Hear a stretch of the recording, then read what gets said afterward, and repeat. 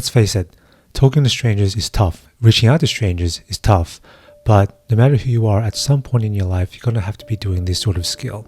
Whether you're a founder, whether you're someone raising money for your community, whether you're a sales rep trying to close on a deal, whoever you are, if you're able to reach out to people coldly, it's a valuable skill to have. In fact, some of the greatest companies we know of today were created because of those founders reaching out to people, taking action, making sure they were able to build those companies we know of today. So in this episode, we're going to be talking about 5 tips and tricks you can use in order to have that effectiveness of reaching out to people and make sure you increase your chances of being noticed. And if you stick until the end of this video, I'll show you some ways that you can actually go about and executing on these techniques. So let's get into it. 1, 2, 3, 4.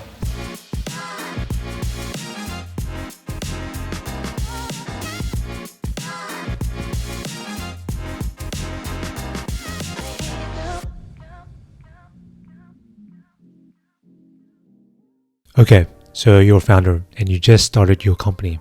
And so you know some friends and some family members who might be able to help. But what you really need is investment from other folks.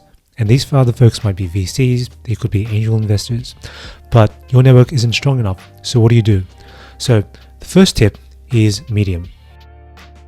Medium is extremely important in this case. Find exactly where your target market is located. It could be Instagram, it could be Twitter, it could be LinkedIn, it could be any other platform that you think has your customer or your client. And you want to make sure that you have the critical mass you need in order to reach them. Make sure you identify what your strongest medium is and double down from there. You might be able to use a hybrid approach between different platforms and mediums, but I would recommend that you choose only the one platform that you think has that critical mass. And for example, if it could be Twitter, make sure that you double down on Twitter. Make sure you start connecting with people, you engage with conversations, you send them DMs. Sometimes these things fail, sometimes you won't get a response, but it's better than nothing. And you want to continue building your presence out on whatever platform you need and make sure people notice who you are and what you're building. If they start to notice what you're building, you start to add value.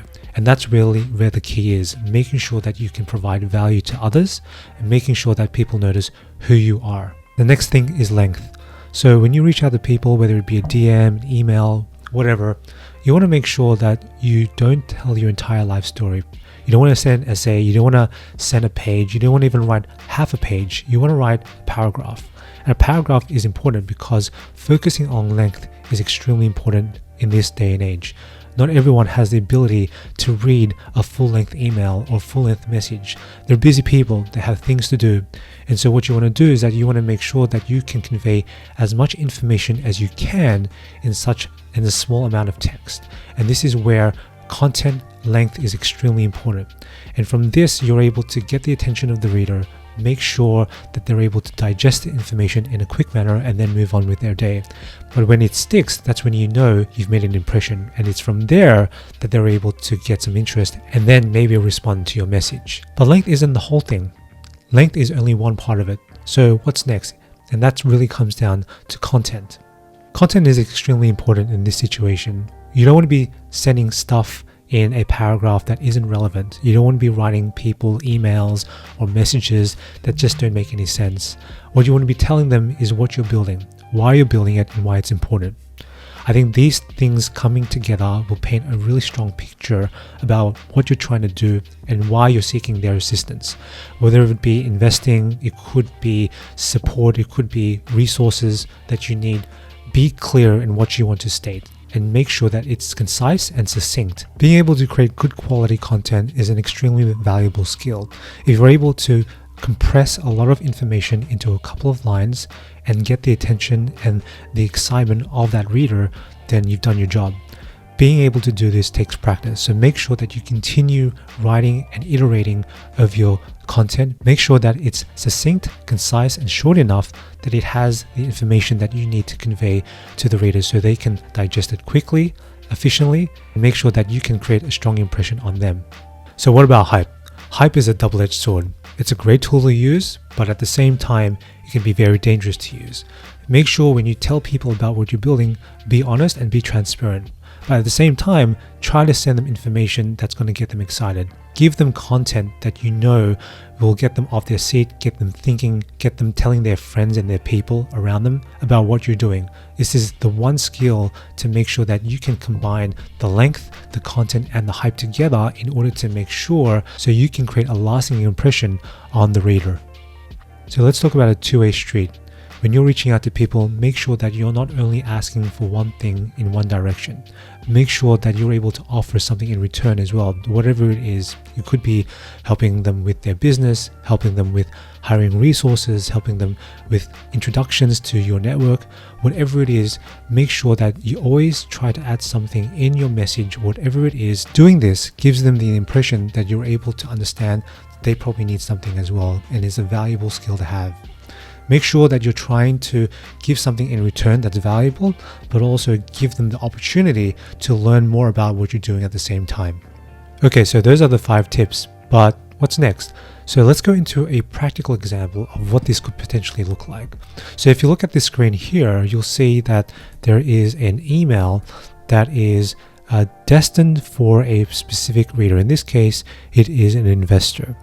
And the founder is basically trying to tell them about what they're doing, but it's also trying to be concise as well. And I think the most important thing here is to make sure that you focus on who you're addressing, what you're building, and make sure that you can try to identify exactly what's going to get them excited.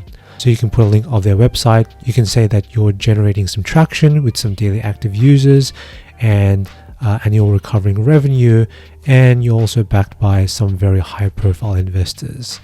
And then after that, I think the most important thing is to make sure that you give them even more information. Now, this doesn't have to be within the email or the message itself, but give them something that they can link to, whether it be a deck, it could be a Notion page, it could be a YouTube video or a Loom video, it doesn't matter. Give them something to bite on. And from this, they'll be better able to understand exactly what you're building. And then from there, take some time to digest and perhaps even share it with their network. At the end of the day, you want to keep the email concise and you want to keep it short and to the point. And making sure that you're able to provide links, traction, provide information about who you are is extremely important. And I would recommend that you definitely try to include some sort of signature at the bottom with your website, your email, your LinkedIn, and maybe something like a Linktree or Luma. And I think this will allow them to better understand who you are as a person. Perhaps you have a podcast or a YouTube channel, whatever it is, get them excited about who you are and what you're building. So that's it. I hope you enjoyed this super quick video. If you have any questions, please feel free to leave them in the comment section below. Or if you feel like you want more information, I wrote another piece on this as well on my blog post and my newsletter.